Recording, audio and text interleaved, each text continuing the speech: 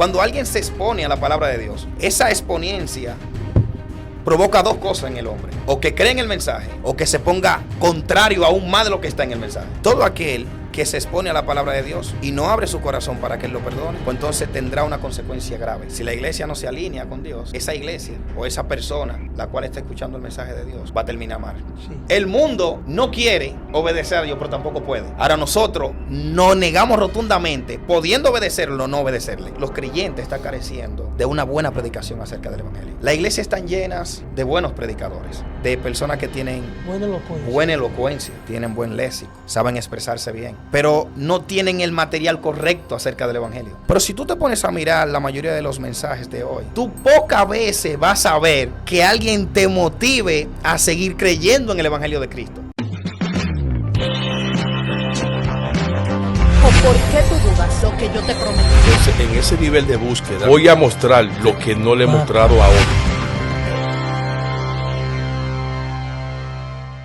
Dios les bendiga, Dios les guarde de una forma muy especial. Bienvenido a su canal Antonio Hernández Oficial Edificado. En este momento me complace tener el honor y la oportunidad de estar con un siervo de Dios que yo sé que tiene una palabra poderosa que a usted lo bendecirá en el nombre de Jesús. Hombre de Dios, Dios te bendiga. Ministro, Dios lo bendiga mucho. Amén. Dios lo bendiga mucho. ¿Cómo se siente? La gloria del Señor, estamos bien. Amén. Señor. Varón, ¿qué vamos a tocar en estos momentos? Vamos a hablar acerca del evangelio. Del evangelio. Sí, acerca del evangelio de Jesucristo. ¿Dónde nace el evangelio? Lo primero es que el evangelio nace en el corazón de Dios. El corazón de Dios. Sí. Sí. El evangelio no solamente se puede mostrar en hechos, sino que el evangelio es la buena nueva de Dios. Y esa buena nueva, esa revelación acerca del mensaje de Dios la trajo Jesucristo, el Hijo de Dios, el Salvador, Sí. Dios mismo. El evangelio es lo más importante que tiene un creyente. Sí, porque el evangelio es el anuncio de Dios. El apóstol Pablo dijo en Romanos capítulo 1, verso 16 y 17, que él no se avergonzaba del evangelio. Porque ese evangelio era poder de Dios. Y era en ese entonces, y lo es ahora, poder de Dios para salvación a todo aquel que cree. O sea, el evangelio que tenemos hoy en la mano y que ha venido a estar en la mano de los creyentes, no es cualquier evangelio. Para que me entiendan, no es cualquier noticia. En la antigüedad se usaba esta frase, se usaba la palabra evangelio cuando le nacía un hijo a un rey, un primogénito, o cuando algunos venían de ganar una batalla, venían vociferando evangelión, buenas nuevas. Pero estas buenas nuevas son más que un mensaje de parte de que había nacido el hijo de un rey común y corriente. Este mensaje es un mensaje, es más que se haya ganado una guerra en un país común y corriente. Nos estamos hablando de que el hijo que había nacido era el hijo de Dios. Sí. Y estamos hablando de que la guerra que se ganó fue la guerra de los siglos. La guerra de los hijos. La guerra de los siglos. Los siglos. Sí, por muchos siglos se ha estado en guerra. Pero Cristo ha vencido por los hijos que Dios les entregó a Él. Ha vencido una sola vez y para siempre. Este es el mejor mensaje que el mundo ha escuchado y puede escuchar. Acabas de decir que el evangelio tiene que ver con buenas nuevas. Buenas de hecho, nuevas. así lo dice la palabra. Entonces, vemos en este tiempo muchas personas que en su mensaje no traen buenas noticias. Permíteme decirte que estas buenas nuevas, aunque nosotros veamos que trae mala noticia, son buenas noticias. Fíjate que el evangelio no solamente trae que Cristo salva, sino que también trae que Cristo condena. Entonces el evangelio es buena noticia para algunos y mala noticia para otros. Oh my God. Sí. Entonces, es buena noticia para aquellos que fuimos elegidos antes de la fundación del mundo. Sí. Y es mala noticia para aquellos que por sí mismos están en su pecado y ellos quieren permanecer en su pecado. Entonces que el evangelio son buenas nuevas, pero esas buenas nuevas para salvación son para todo aquel que cree. Para todo aquel que cree. Para todo aquel que cree son esas buenas nuevas. ¿Cuáles son las características que tiene que tener un anunciador de las buenas nuevas de salvación? Lo primero que tiene que tener alguien que anuncia, para poder anunciar las buenas nuevas, es haber nacido de nuevo en Cristo Jesús. O sea, nadie que no haya nacido de nuevo en Cristo Jesús Sí. puede anunciar las buenas nuevas de Dios. Imagínate que tú estés peleando en una guerra y que tú hayas perdido. ¿Cuál buena noticia tú puedes dar? Imagínate que tú perdiste en una batalla. Sí. ¿Cuál buena noticia tú puedes dar? No, el único que puede dar una buena noticia es aquel al que Cristo ha redimido con su sangre. O sea, nadie que Cristo no haya redimido y haya perdonado de todo pecado puede anunciar este evangelio. Primero es ser limpiado y rescatado. Sí, claro. Sí, ser lavado en la sangre de Cristo. Haber nacido de nuevo. Ser oveja de Cristo. Este mensaje, para poder anunciarlo, tú debes de ser un hombre nuevo. Porque cualquiera puede hablar de la palabra de Dios. Sí. Pero Dios ha dicho en el Antiguo Testamento que ¿qué tiene el impío que hablar de su palabra en su boca? O sea, la palabra de Dios son para todo aquel que creen. El mensaje de Dios es para todo aquel que cree. Y todo aquel que cree está dotado para poder hablar de la palabra de Dios. El mundo, aunque quisiera hablar del mensaje de Dios, no puede. No, porque, por ejemplo, yo te pregunto, ¿el muerto puede hacer algo? No. No, la Biblia dice que el mundo está muerto en delito y pecado. Y aunque el mundo quisiera hablar de Cristo, no puede. Está muerto. Dios mío. Sí, y solo los que hemos nacido de nuevo podemos testificar de la verdad de Cristo. Tenemos la legalidad. Sí, solamente los que estamos en Cristo Jesús. ¿Por cuáles momentos difíciles ha pasado el evangelio durante la historia desde la formación de la iglesia aquí en la tierra? El evangelio o el mensaje o los siervos de Cristo Sí. han pasado por muchos momentos difíciles. Se encuentra la persecución de los apóstoles, que aunque ellos en su persecución se sintieran en un momento difícil, el mensaje, no importa la circunstancia de nosotros, el mensaje de Dios siempre va a llegar. El mensaje de Dios no tiene un momento difícil. El evangelio en sí no tiene momento difícil. Los momentos difíciles tienen aquellos a los cuales Dios ha llamado para llevar ese mensaje. Oh, Dios. No, porque que la palabra de Dios es viva y eficaz y siempre está. Incluso la palabra de Dios no tiene variación. Ella es lo que es desde el principio y hasta el fin. O sea, la palabra de Dios en esencia nunca ha cambiado. Dios mío. No importa lo que nosotros como creyentes hemos pasado. No importa lo que pasaron los apóstoles, lo que hayan pasado los reformadores, lo que esté pasando la iglesia hoy, el mensaje de Dios sigue siendo el mismo. El mensaje no cambia. No, el mensaje de Cristo no cambia. Los hombres cambian. Los hombres cambiamos. Nosotros pasamos por circunstancias. La palabra de Dios no pasa por circunstancias. No, porque la palabra de Dios es lo que es desde que salió de la boca de Dios. sea, la palabra de Dios cumple su propósito, no importa lo que sea. Por ejemplo, la palabra de Dios no es como la palabra nuestra, que hoy decimos algo y luego cambiamos eso. No, lo que salió del corazón de Dios es algo vivo, que es eterno. Padre Santo. Todo lo que sale de Dios, de Él, es eterno. Y su palabra viene de Él, dijo Jesús. Entonces, ¿cómo alguien puede ser efectivo en la predicación del evangelio?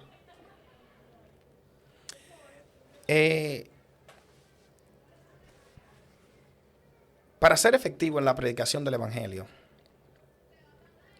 lo primero que se necesita es creer en Dios.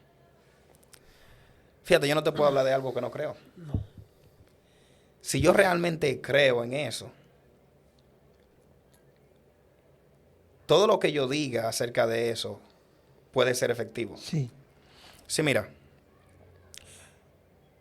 Todo lo que los apóstoles dijeron fue efectivo en su boca. Ellos habían creído el mensaje de Cristo. Que de hecho ese mensaje de Cristo era el mensaje del Padre. Sí. Y todo lo que los apóstoles dijeron fue efectivo.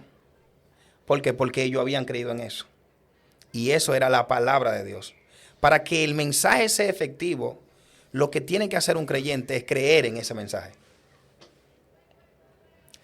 Y cuando hablamos de que sea efectivo, aunque tú estés dando una prédica a 1000, efectividad no significa que los 1000 crean. No, efectividad significa, en primer lugar, que tú des el mensaje correcto que la Biblia llama. No importa si nadie cree. No importa si de los 1000 no cree nadie. La efectividad en tu palabra tiene que ver con que tú digas lo que la Biblia dice.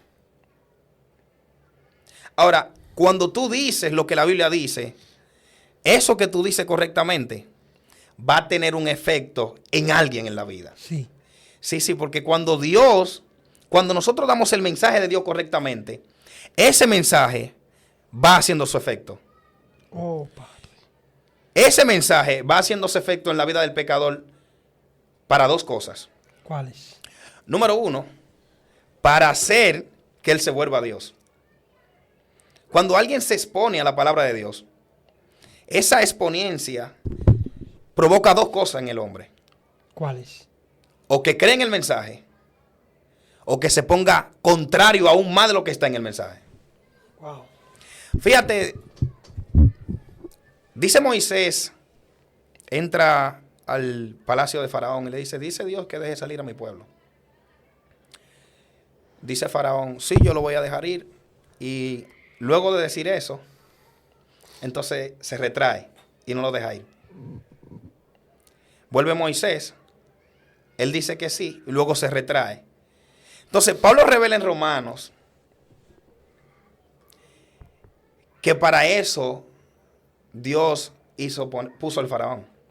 Para mostrar su gloria. Ahora, yo pregunto, ¿Dios había creado al faraón para eso? No. Lo que el faraón hizo en no poner atención a la voz de Dios, hizo que se cumpliera lo que Dios dijo. Todo aquel que se expone a la palabra de Dios y no abre su corazón para que Él lo perdone, pues entonces tendrá una consecuencia grave. Dice el escritor de los Hebreos, que pongamos atención atentamente, no sea que hoy, oyendo su voz, no le escuchemos y luego no entremos a su reposo. Oh, Padre. Eso es lo que provoca la palabra de Dios. O que entremos al reposo por haber escuchado y obedecerle, o que no entremos a su reposo.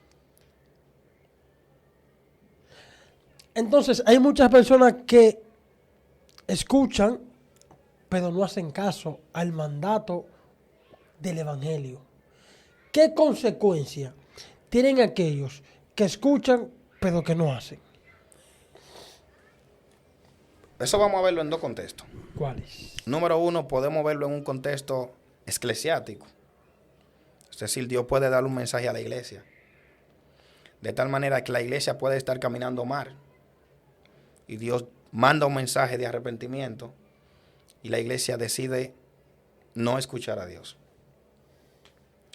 Si la iglesia no se alinea con Dios, esa iglesia o esa persona, la cual está escuchando el mensaje de Dios, va a terminar mal. Sí. Ahora, eso no lo podemos ver así en el impío. No, porque en el impío, la palabra que nosotros predicamos va haciendo su efecto. El impío, los oídos del impío no son los mismos oídos de nosotros. No, porque nosotros, cuando Cristo agarró y nos lavó y nos limpió de nuestros pecados, Él nos hizo acepto para poder obedecer su palabra. No solamente escucharla, sino para poder obedecerla. Es, por ejemplo, que tú tengas un hijo y otra persona tenga otro hijo.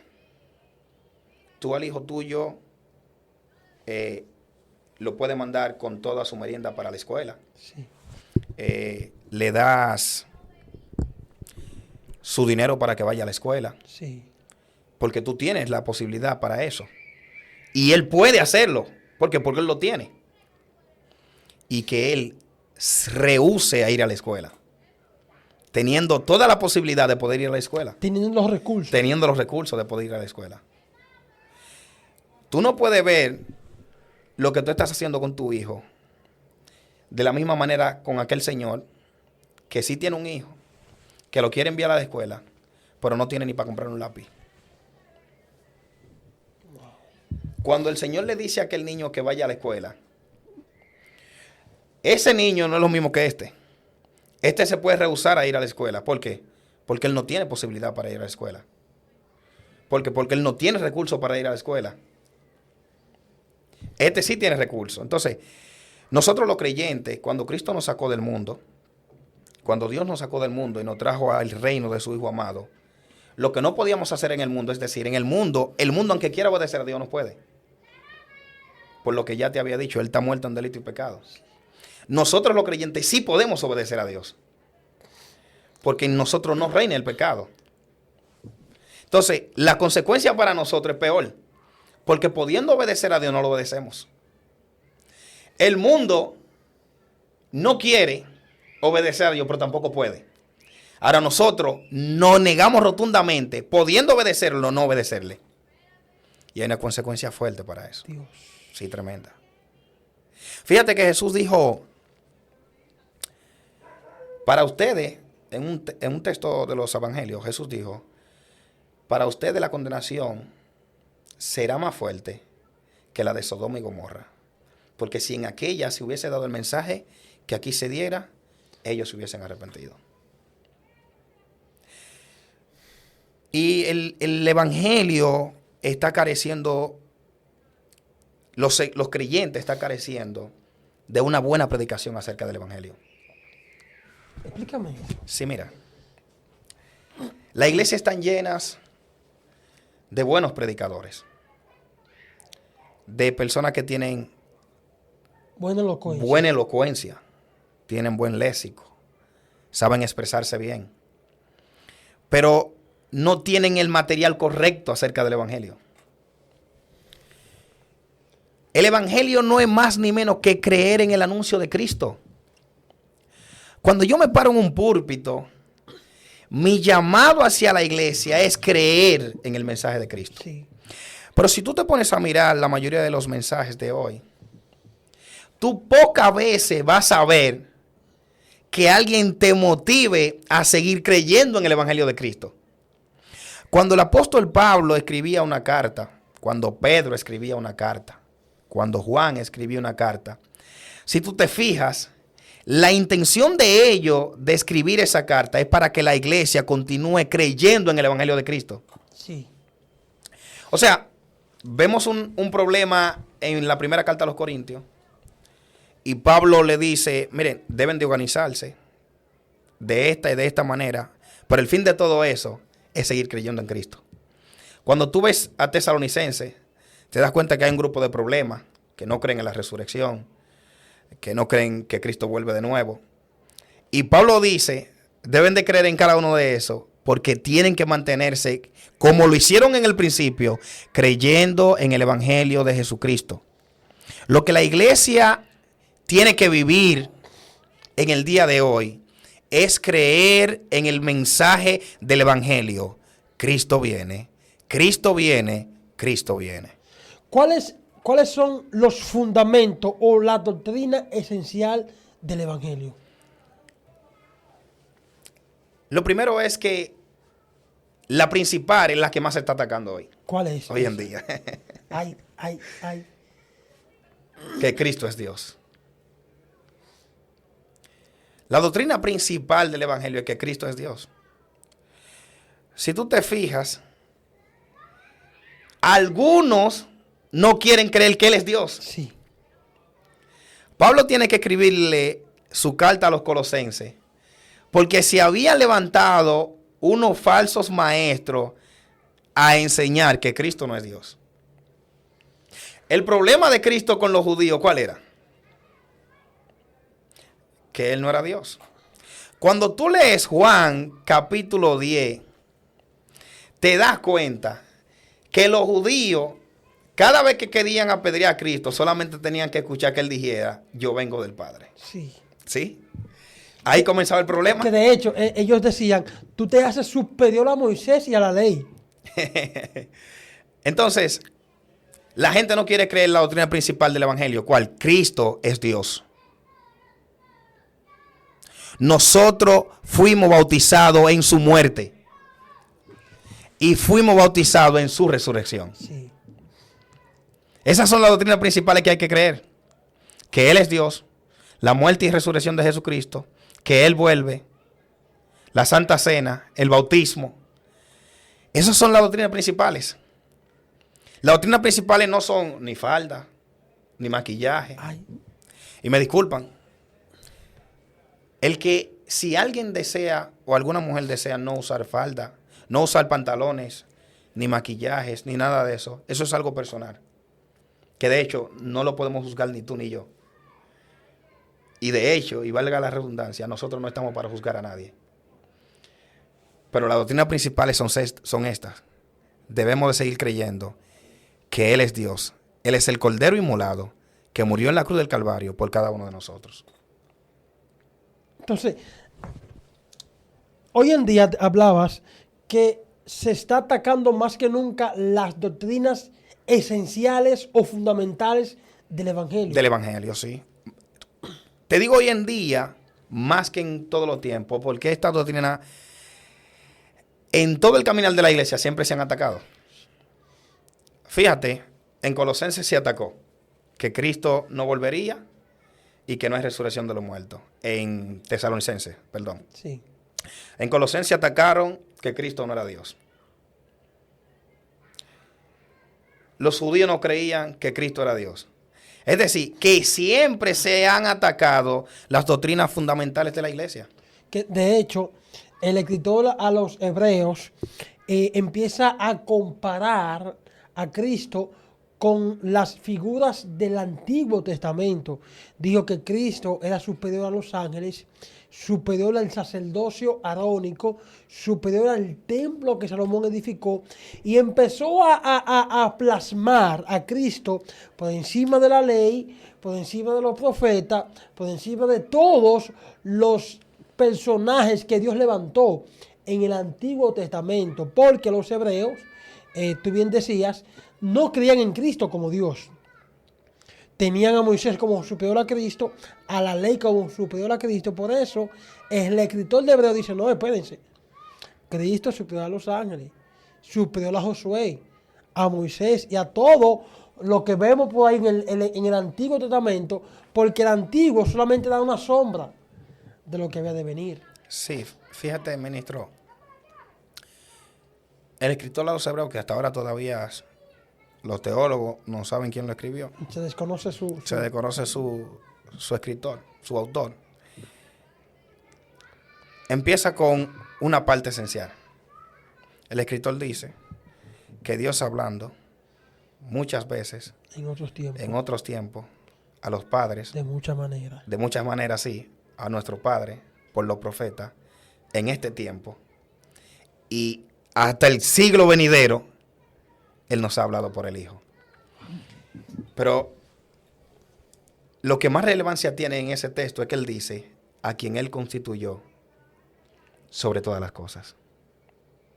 O sea, Cristo está por encima de todo. Porque Él siempre ha sido. Dijo Jesús en un momento en Juan, le preguntó a los escribas y fariseos, ¿de quién es hijo el Cristo?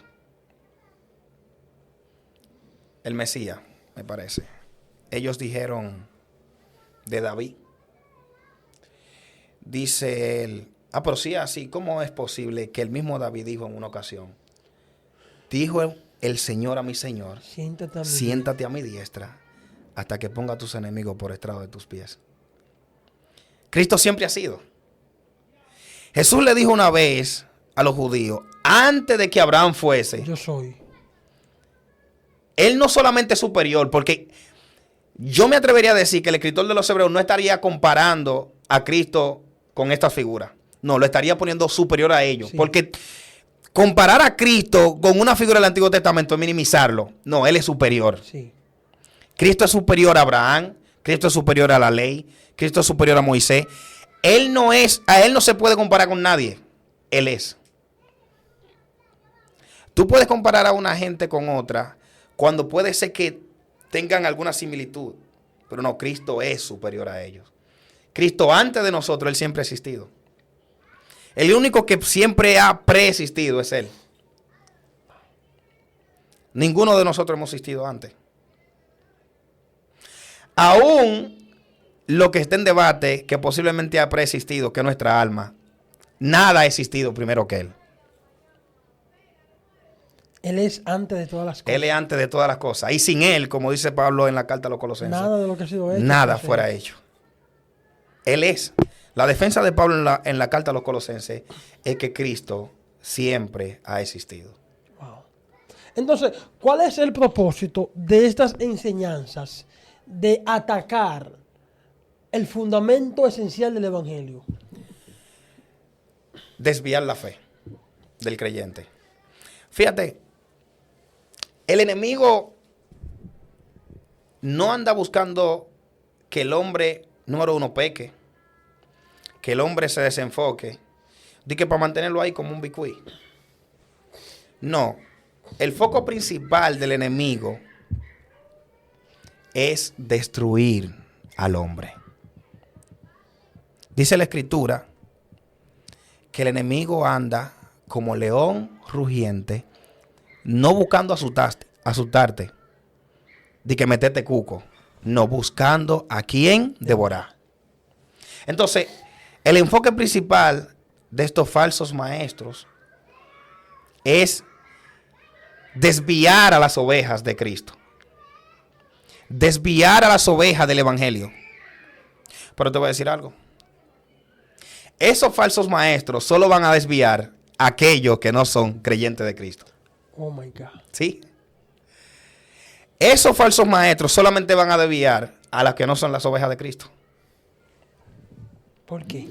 Bueno, Jesús se paró en Juan capítulo 10 y dijo, mis ovejas oyen mi voz y me siguen. Yo la conozco y ellas me siguen. Si viene alguno a llamarla, ellas no le seguirán porque no le conocen. A mí me conocen. O sea, las ovejas de Cristo verdaderamente nunca nos dejaremos engañar. Porque no depende de nosotros. Fíjate, una oveja no depende de ella misma. No.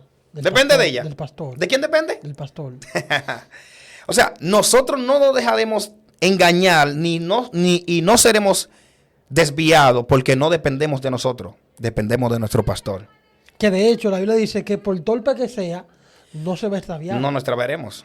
Incluso Jesús dijo, si aquellos días no fueran acortados, aún si fuere posible, los escogidos serían engañados. Pero escucha bien el texto, si fuere posible. El texto no está diciendo que los escogidos serán engañados. No, dice si fuere posible. Si se le fuera posible engañar a los escogidos, ellos lo engañarían, pero no se les será posible. Dios. Es que pertenecemos a Cristo. Sí. O sea, esas falsas doctrinas se pueden levantar, y de hecho se han levantado todo el tiempo, y se seguirán levantando y seguirán corriendo hasta que Cristo venga, hasta que se levante el engañador, el hombre de pecado.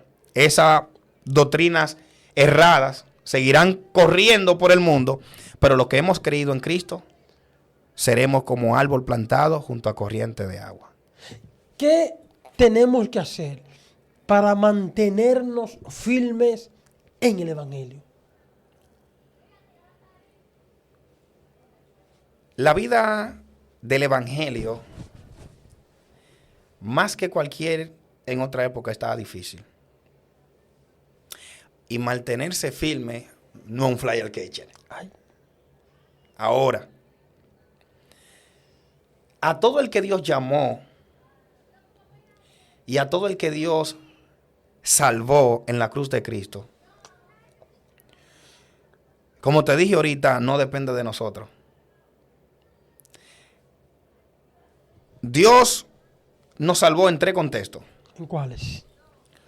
Dios nos salvó, nos escogió antes de la fundación del mundo, como dice el apóstol Pablo en la carta a los Efesios.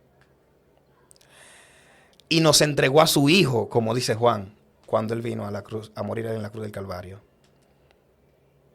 Y dice Pablo también en Efesios que hay alguien que nos preserva, que es el arra de nuestra herencia, hasta la posición adquirida, que es el Espíritu Santo. Ahora, ¿qué nos va a hacer a nosotros continuar firme en el Evangelio? Seguir creyendo que Él es nuestro Redentor. No importa lo que se levante, no importa las falsas enseñanzas que se levanten, no importa, el creyente está siendo atacado por muchos lados para que su fe desmaye. Las falsas doctrinas, el afán de la vida, los problemas, la falta de comunión, pero hay un llamado en la Biblia. Seguir creyendo en la doctrina de que Cristo es nuestro Señor. Continuar en nuestros ejercicios espirituales a los cuales hemos sido llamados, que es a la oración, que es a la lectura de la palabra. Para un creyente mantenerse firme, que de hecho Dios nos dio participación en la salvación. Sí. ¿Cuál? Orar, creer en Él, leer su palabra. Fíjate, un niño no se puede mantener de pie si no come.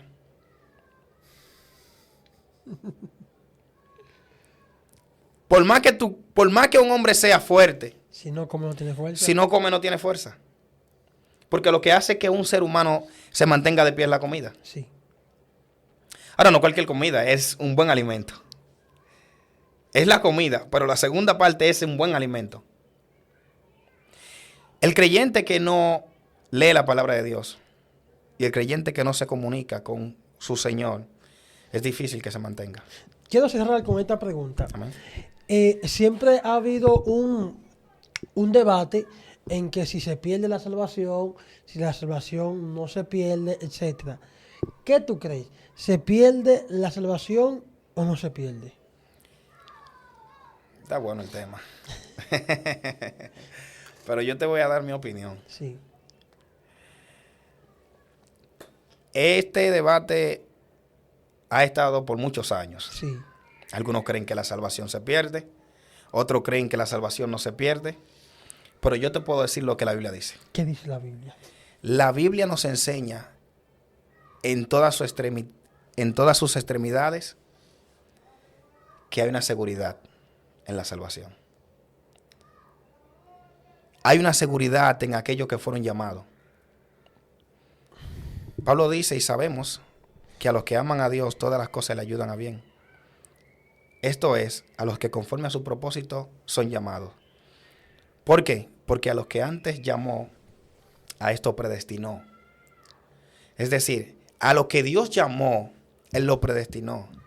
Y a lo que predestinó, a esto también justificó.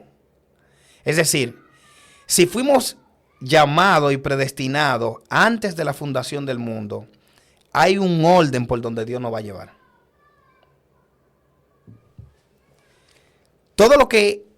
por todo aquello que Cristo murió, hay un orden por donde Dios nos va a llevar. Hay un camino trazado por donde Dios nos va a llevar. Y le voy a hablar al público que nos escucha. No sé si tú crees que la salvación se pierde o no se pierde. En lo que tú tienes que creer es en la seguridad de la salvación. Que esa seguridad no se encuentre en tus manos. Nosotros podemos ser muy buenos orando. Podemos ser muy buenos leyendo la Biblia. Pero hay algo que mora en nosotros. Hay una naturaleza pecaminosa que aún al más fuerte lo hace doblarse. Sí. ¿Tú me entiendes? Que aunque tú puedes ser un hombre que tiene 100 días orando, pero hay una naturaleza pecaminosa en ti que por más que tú no quieras, llega ese momento donde tú fallas. Entonces, si dejamos que nuestra mente nos engañe en creer si se pierde o no se pierde la salvación, es una falta de nosotros. Ya no confíes en ti en cuanto a la salvación depende. En cuanto a la salvación se refiere, nosotros no debemos de confiar en nosotros. Nosotros debemos de confiar en nuestro pastor. Como ovejas, nosotros somos indefensos. Aunque quisiéramos atacar al lobo, no podemos. Aunque quisiéramos atacar al león, no podemos. El pastor es que tiene que socorrernos. Cuando se trata de la salvación, quien nos sostiene en la salvación es Cristo. No depende de nosotros la salvación. Sí, así es. No importa lo más que oremos. No importa lo más que leamos la Biblia. Hay un día y un momento donde doblamos. Hay un día y un momento donde nosotros fallamos. Podemos ser los más espirituales. Incluso la iglesia, los corintios eran muy espirituales. Pero hay un punto donde doblan. Hay un punto donde el hombre cae por su naturaleza pecaminosa. Entonces, teniendo estos dos contextos, que somos pecadores por naturaleza. Aunque querramos serle fiel a Dios todo el tiempo, aunque querramos, no podremos. Porque va a llegar un momento donde caemos. Entonces, ¿de dónde debemos de sostenernos cuando se trata de la salvación? De la seguridad de la salvación. Y para eso quiero terminar con un texto. Sí. En Juan. Wow. Juan capítulo 10. Esto está poderoso. Juan capítulo 10. Juan capítulo 10. Desde el verso 27. Dice Jesús: mis ovejas oyen mi voz y yo la conozco y me siguen y yo les doy vida eterna. ¿Qué Él nos da? Vida eterna. Vida eterna. No vida para este siglo. No vida para este mundo. No vida para este momento. No, Él nos da vida eterna. Y no perecerán jamás. ¿Qué pasará con sus ovejas? No perecerán. No perecerán jamás. Ni nadie las arrebatará de mis manos. Porque Jesús está dando algo poderoso. Por el verso 29, para mí es aún mayor. Mi Padre que me las dio es mayor que todos. Y nadie las puede arrebatar de la mano de mi Padre. Nosotros estamos en la mano de Dios. La seguridad de nuestra salvación se encuentra en la mano de Dios. No importa lo que falles. No importa lo que te has caído. No importa las malas enseñanzas. Sigue creyendo en tu pastor. Sigue creyendo en tu Dios. En Él se encuentra tu salvación. Wow. Dios le bendiga. Poderoso. Así que, Dios mío, sé que mucha gente está siendo bendecida con esta palabra. Y yo sé que usted, ¿verdad?, de una forma poderosa necesita, pues, compartir este contenido con otras personas para que este manjar del cielo, este maná sin levadura, pueda llegarle a más personas. Así que usted suscríbase, active las notificaciones, comparta, denle like y que Dios les bendiga. ¿Por qué tú dudas lo que yo te prometí? En ese nivel de búsqueda voy a mostrar lo que no le he mostrado a otros.